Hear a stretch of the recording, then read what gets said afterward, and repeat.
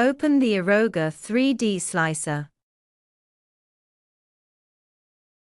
Import the DXF file that we made in CorelDRAW. Edit the starting point at the better positions, corners will be better.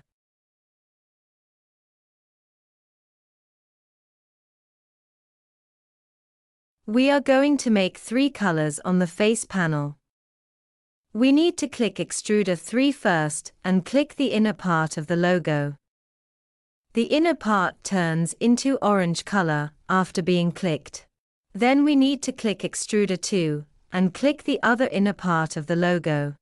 The other inner part turns into pink color after being clicked. Remember, we must click Extruder 3 first and click Extruder 2 later. This sequence can't be reversed. Select the logo, click Combine and Horizontal Mirror. Click Fill, tick Panel Filling, and set the parameters as per our requirement. Now we've got 3 colors already.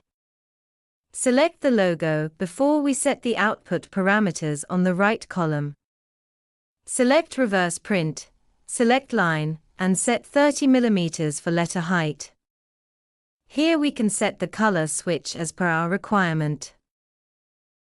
We can set the position of bottom step at 4 mm if the thickness of bottom panel is 3 mm. For this logo, we don't need to set Prevent Curl, Connect Letter, or Surround Side. Tick Panel Color, set the height according to our requirement, and select Separate Extruder 1 for Fill Type 1.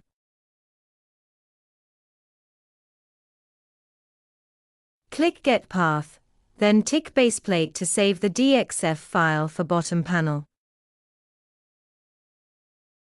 Click File Output to get the G-code file.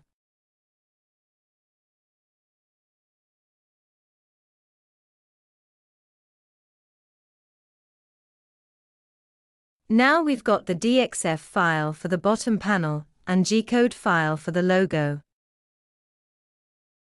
Check in the 3D preview before we print it. We can see that there are 3 different colors on the face panel.